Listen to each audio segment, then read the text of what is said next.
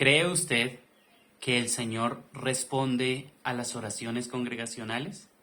¿A las oraciones que hacemos como iglesia? Aún más, ¿cree usted que el Señor responde sus oraciones?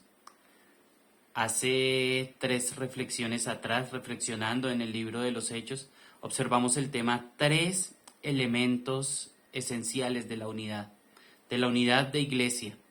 Y uno de estos era la oración congregacional. Abra su Biblia, por favor, y recordémoslo, allí en Hechos, capítulo 4 y versículo 29. Hechos, capítulo 4 y versículo 29.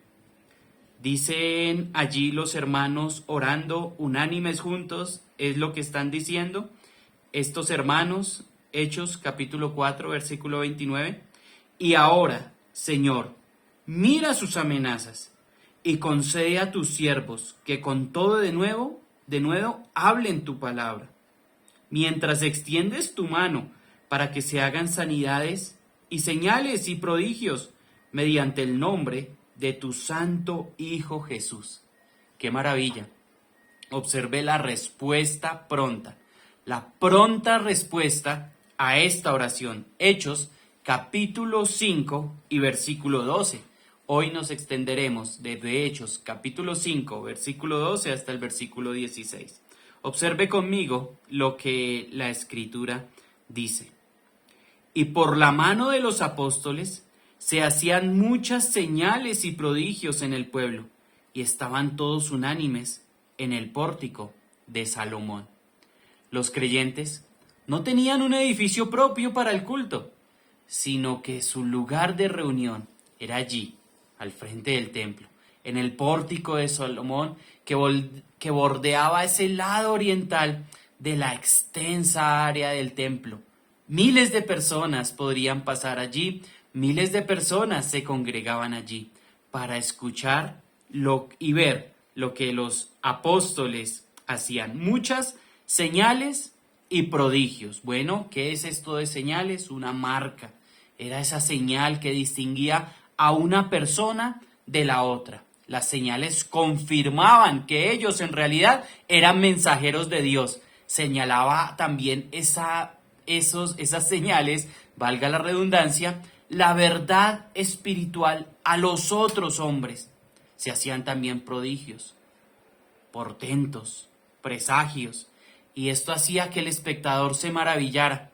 Sí, esto abarcaba todas las maravillas. Las maravillas tenían que ver, como nos lo va a decir el pasaje, con el denuedo, primeramente, para hablar la palabra de Dios, pero también con las sanidades, con los milagros que se realizaban. Bueno, pero observemos el versículo 13. De los demás, ninguno se atrevía a juntarse con ellos, mas el pueblo los alababa grandemente. Bueno, fue tal la influencia purificadora de la muerte de Ananías y Zafira que no hubo quien quisiera unirse a esa nueva hermandad. No había quien quería juntarse con ellos. Dice, de los demás ninguno se atrevía a juntarse con ellos. Pero no se atrevían, ¿por qué? Pues por una motivación correcta también. No se atrevían a juntarse por intereses humanos, por simulación, por hipocresía. No se atrevía a juntarse. Sin embargo, el pueblo estimaba a la iglesia, dice más, el pueblo los alababa grandemente. Sí, les tenía en gran estima, pero los que creían en el Señor, es decir, los que la obra salvadora de Cristo, los que realmente habían creído, bueno, esos pasaban por una genuina experiencia de conversión y entonces ellos realmente se añadían a la iglesia. Mira lo que dice el versículo 14. Los que creían en el Señor aumentaban más, muchísimo más. Dice, gran número, así de hombres como de mujeres. Ellos sí se atrevían a unirse a la iglesia.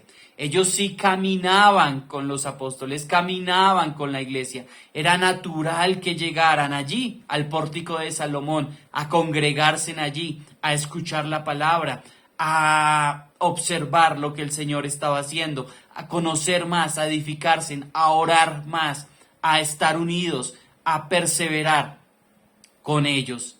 Ellos estaban allí en el pórtico de Salomón y era un número grande. ¿Recuerda usted de los números? 12 primero, posteriormente 70, 120, 500, 3000, 5000, hasta que lleguemos a millones de millones. El número sigue aumentando hoy día y gran número creía en el Señor y aumentaba más. Y espero, querido hermano, que su oración es que hoy el Señor añada a su iglesia los que han de ser salvos. Que usted hoy pueda comunicar el Evangelio y también hacer discípulos a las naciones. Querido hermano, esto es el plan divino del Señor. Es el plan mundial de evangelismo. Es el plan que el Señor tiene. El que más número de así de hombres como de mujeres crea en el Señor Jesucristo. Bueno, mire lo que pasa en el versículo 15. Estos que creían y todo lo que pasaba allí cerca al pórtico de Salomón. Tanto que sacaban los enfermos a las calles y los ponían en camas y lechos, para que al pasar Pedro, a lo menos su sombra cayese sobre alguno de ellos. Bueno, pasaban allí, sacaban a los enfermos en camas, eran camillas especializadas, quizá dicen los comentaristas y las personas que han estudiado un poco más estos dos términos, camas y lechos, es que los ricos tenían la posibilidad de unas camillas especiales, lechos, quizá fiambre unido y bueno, y más cosas así como más artesanales. Eran los pobres los que estaban en lechos, los ricos estaban en camas, sacaban a todos estos, no hay acepción de personas aquí en medio de la iglesia, y a lo menos la sombra cayese sobre alguno, nos dice la Biblia, pero la Biblia no nos dice que la sombra haya sanado a alguien, no, solo las personas creían que quizá la sombra podía hacerlo, pero mira el texto, dice, para que al pasar al Pedro, a lo menos su sombra cayese sobre alguno de ellos. Por el contexto, quizá podremos hacer la conjetura de que la sombra sanaba, pero la Biblia no lo dice, querido hermano, por eso no crea que la sombra sanó o que la sombra hizo. Bueno, lo podemos ver, pero en el versículo siguiente sí podemos observar que, y aún de las ciudades vecinas, muchos venían a Jerusalén trayendo enfermos y atormentados de espíritus inmundos, y todos eran sanados. Bueno, una vez más repetimos, la Biblia no me dice que la sombra haya sanado a alguien, solo las personas creían que podría llegar a hacerlo, pero bueno, algo que sí nos dice de manera más amplia es que el Señor permitía que muchos enfermos y atormentados de espíritus inmundos, en unión a la respuesta a su oración y en unión a que se hacían por los apóstoles muchas señales y prodigios, pues bueno, estos enfermos eran sanados, estos espíritus inmundos, atormentados por espíritus inmundos, también eran sanados. Bueno, todos iban a Jerusalén.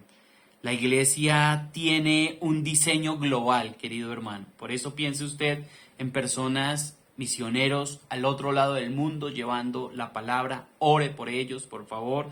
Y tiene un diseño más allá de Jerusalén. Esta palabra nos dice que de las ciudades vecinas muchas venían a Jerusalén, y después de Jerusalén saldrá la iglesia hasta Judea, Samaria y lo último de la tierra. Todos eran sanados. Aquí la palabra es servir, curar, sanar, aliviar una enfermedad también, y tiene mucho que ver con terapia o con algo terapéutico. Bueno, pues era la función de ellos servir, también sanar, curar, aliviar una enfermedad. Ellos, por supuesto, volverían a morir, irían a la tumba físicamente, quizá todos, pero Dios era quien aliviaba esto para mostrar, para tener esa distinción entre estos hombres, confirmar al mensajero de Dios, a los apóstoles. Bueno, quizá usted